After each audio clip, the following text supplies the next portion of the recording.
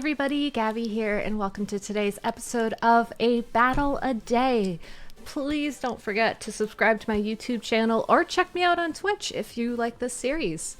So just like in my last video, we're going to be using this Groudon, Venusaur, and Charizard team.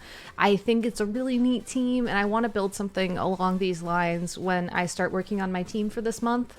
Some of you may remember from my last video, but just in case you haven't, I did a deep dive of the team and talked about, my opinions on it and whatnot. So if you haven't seen that video yet, definitely check it out.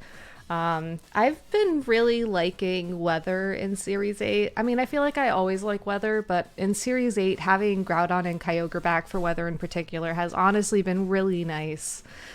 So I'm hoping that I can build something just as fun as this team, but for now, we're going to continue struggling with the genies, I guess. Alright, so we have a Gastrodon, a Rotom-Heat, Scrafty. That's not a Intimidate Pokemon you see often. Most likely a Defiant Thundurus, a Landorus-Therian, and a Zacian. So I'm going to start things off a bit slow here because I think if I can get like a Trick Room mode going against this person, we'll do pretty well. So what I'm thinking is we'll do Porygon 2, Grimmsnarl. I don't know. I kind of want to bring Venusaur too. Alright, you know what? We'll do Porygon 2, Venusaur, Glastrier, and Groudon. And we'll either set up Trick Room with Venusaur support, or we'll switch in Groudon and, I don't know, go do Gigantamax Venusaur things. It was very tempting to bring Grimmsnarl for screens here, but I don't know this team well enough to know if my damage calculations necessarily depend on it. So we'll just try it without it and see how it goes. Also, it's fun to be recording right now because as you can see, it's very sunny in my office and it just makes me very happy. So anyways, that was my little fun anecdote while we get started with this game. My opponent has led their Thundurus and their Zacian. So we're going to see download activate on Porygon 2 and we will get the attack boost. That's fine, really. And my opponent is in a position where they have to double into the Porygon 2, I think, in order to avoid Trick Room. So I'm going to go ahead and keep Venusaur in the small form and go for a Sleep Powder into the Zacian. If we get Sleep Powder, that's great.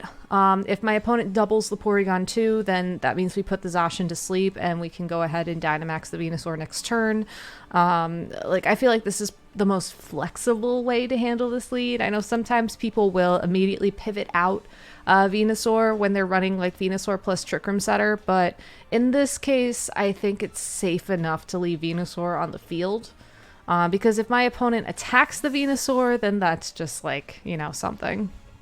So, looks like the Zacian switches out for the Landorus. So I wonder if that Landorus is going to be holding safety goggles or not. And we are going to see the turn 1 Dynamax from the Thundurus, so that is most likely an indication that it is the Defiant Thundurus. Not that Pokeballs count for anything anymore, but a Dream Ball on a Thundurus immediately makes me think of the hidden ability, so that has to be. So, but now we know we didn't bring any Intimidate users, so that's not a problem I have to worry about on this team. And I think more importantly, even though we lose Venusaur here, we get a free switch in for Glastrier and a really nice opportunity for Glastrier to go for some big damage. So I think we're in a good spot. The big question on my mind is, will the Landorus stay in or will the Landorus immediately cycle out?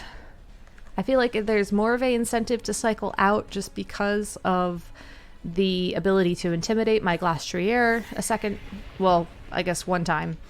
Also, without Landorus getting knocked out, then we don't have to worry about something like, let's do Max Hailstorm plus an Ice Beam. Something like Chilling Neigh activating and all that stuff. So I'm pretty sure we're going to see Landorus pivot into Zacian or maybe even the Gastrodon if my opponent brought their Gastrodon. It looks like they didn't, and that's Zacian. Or I guess we can't really say they didn't, but it's highly probable they didn't. Double switch. Okay, so we will find out their last Pokemon. And honestly, if I get a Max Hailstorm plus an Ice Beam into a Gastrodon, okay, a Rotom, that works too. I mean, it's maybe not as good, and it does put us into a very interesting spot next turn in terms of like what Pokemon's going to come in where, and do we Max Hailstorm the Zacian. But you know, for now I'll take it. For now I'll take it. We get Hail Up. That's always helpful. Yeah, I feel like we have to Max Hailstorm the Zacian for next turn. Like, I'm trying to think of the reasons why my opponent would keep Zacian on the field, knowing that they do not have the favor of speed on their side, and I just can't think of anything, honestly. I guess we could, like, play it safe and do something like an Ice Beam plus a Max Quake into the Zacian slot and just ignore the Rotom for the next turn. That might be nice, but, yeah, I feel like that's the best play, because otherwise there's really nothing that threatens too much here. I guess my opponent could go for Overheat or Will-O-Wisp if their Rotom has Will-O-Wisp. So, but we're Lumberry, so we could account for that for one turn. So yeah, let's Max Quake, attempt to, and then if they do switch, we'll just hit my opponent with the Ice Beam. So, alright, there's the Landorus, that's fine.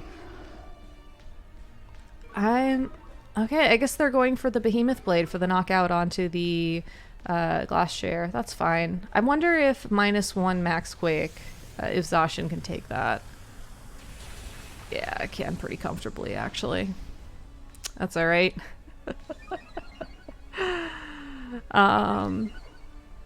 We do have Groudon as our last Pokemon, and I feel pretty confident with P2 right now, too. So I guess it's going to come down to how much damage Behemoth Blade does. So, I don't see how this wouldn't be a knockout, but I'm kind of hoping it isn't. Yeah, never mind. It totally is.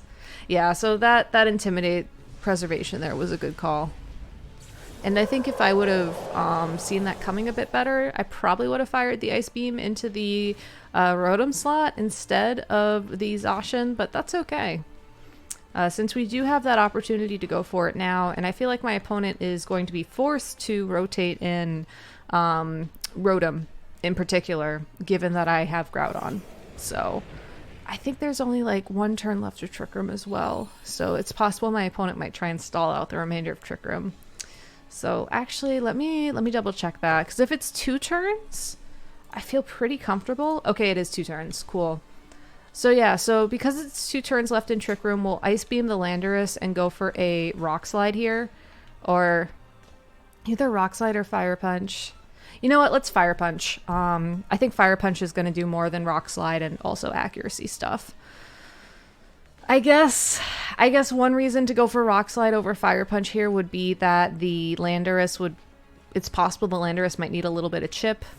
Or I guess Thundurus in this case now. But yeah, I'm okay with this. I figured that Rotom was going to be coming in for the Zacian, so I feel more comfortable going for the Fire Punch here. And next turn we can Rock Slide. Maybe Rock Slide Recover or something. Not that we've taken a lot of damage, but I feel like we're going to have to get a second Trick Room up, and having P2 at full health is going to be the best way to do that. So, alternatively, we can try and like predict where Landorus is going to come in to Intimidate and Ice Beam. Yeah, we could also do that. You know what? Let's try. Let's try. I think Porygon 2 has as much health as it's going to need at this point, so... Alright, are we going to get a double protect then?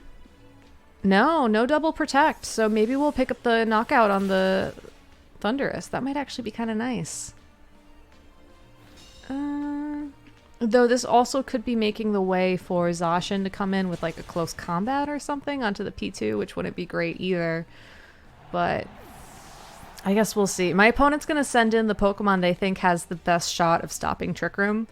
So we're going to be looking at an Overheat plus either Close Combat or Superpower, I would think. So Unless people have started running Sacred Sword on Zacian because of screens, I feel like that could potentially be a win con if that's what my opponent has decided to do. But yeah, I'm not sure. I'm not sure.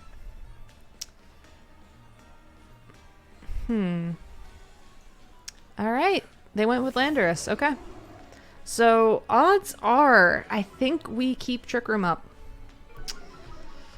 Again, the Intimidate's not great, but like, I feel like we get this pretty comfortably here. And in terms of after this turn, the Rotom isn't necessarily going to be a threat because it'll be at -2 special attack. Oh, Earthquake. Okay. Can I take this with Groudon?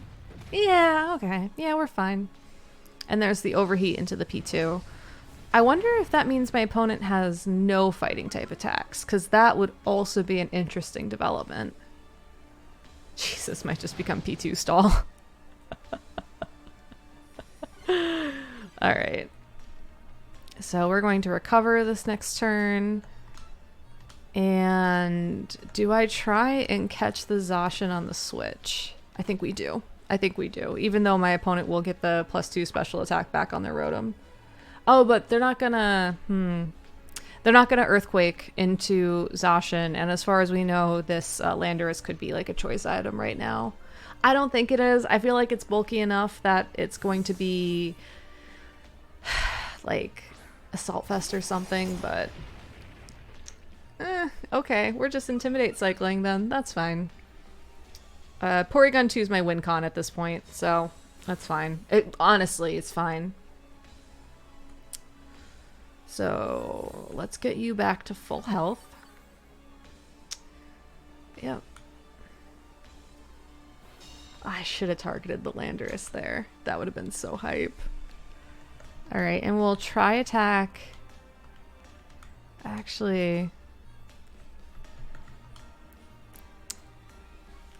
I think Lando comes back in. I really think Lando comes back in, but on the off chance it doesn't, we'll Rock Slide. I think Lando comes back in and Zacian protects. So admittedly, if Zacian doesn't protect, we're leaving ourselves open here, but I really strongly feel the protect, and I want that little bit of extra chip onto the Landorus with Rock Slide, or maybe like the guarantee that everything's going to be okay with the little damage that Rock Slide provides. But yeah, he protected, so all right, so hopefully this KOs, because if it does, then Zacian cannot protect next turn and we go for the Fire Punch Tri Attack combination and then we win. So, yeah. Trick Room's just a comfortable place for me to be in, clearly. I mean, the -2 attack on the Groudon isn't great. Losing Sun also isn't great, since we really are going to be forced to rely on Fire Punch here for this knockout. So I think I will actually just take it safe and go for the double target into the Zacian with the Fire Punch and the Tri Attack. I think if it gets down to 1v1 Rotom versus Porygon 2, I win that because I have Tri Attack. So again, we're just kind of playing to our outs here. My opponent could try to go for the double protect on Zacian, but I think they should probably try and find an offense somewhere with it, because like otherwise, again, Porygon 2 just kind of points at Rotom and laughs a little bit. So I'm really liking this Groudon set too. So thankfully I was able to get, oh god, it's a good thing I doubled into it. I was able to get a Groudon trade done on my Tuesday night stream. Thank you, Fu. I really appreciate it. So I do have a Groudon now that I can train, and I think I am going to use this Assault Vest variant because I'm really liking this. Like, this just feels like a very, very comfortable team for me, which feels good. Alright, so we'll Rock Slide. And now, even if Trick Room does expire, we just continue going on the offense with Groudon, and we try and Trick Room again with Porygon 2. So. Alright. I want to say we have one more turn. No, we don't. That's fine. So yeah, we'll go for another Trick Room here. We'll go for a Rock Slide here. Rock Slide isn't going to do much damage, but as long as Porygon 2 remains faster than Rotom, we win. So, or you can just target the Groudon. Yeah, okay. Alright. That works for me. Honestly, that works. I'm perfectly fine with that. I'm really surprised they didn't try and go for the crit roll onto P2, because I think if they would have gotten the +2 special attack crit, that might have had a chance of knocking out Rotom. But I guess, I don't know if it was brought down to 1v1. Maybe they were hoping they could like weave in some nasty plots or a Thunderbolt paralysis or something to give them the edge, but that's okay. GG's. Trick Room Groudon! Feels good, man. Feels good. I'm excited to take a look at this team this weekend and build it a bit differently to fit what I have been enjoying in the metagame. So I hope you all stay tuned for that. Thank you again for watching this video, and if you have not already, please check out my Twitch channel. I stream every Tuesday, Thursday, and Friday evening starting at 7 p.m. Eastern. For tonight's stream, we're going to be doing more Battle Stadium. I don't really know with what team at this point, because I'm a lot higher up on the ladder than I expected to be at this point.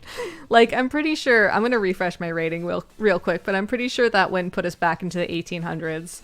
So I think I might pick something I'm a bit more comfortable with, just to see how long we can ride the high rating train. Yeah, okay. Yeah, so we'll probably just be doing Torn Ogre, and I really want to break into top 500, so we'll try and do that tonight. But I do have other Gabby, so, you know, there's always the possibility of trying out some new teams and stuff, thanks to her. So, anyways, that's enough of this video. Thank you all so much for watching. I really appreciate it. Have a great day, and stay safe, everybody. I'll see you next time.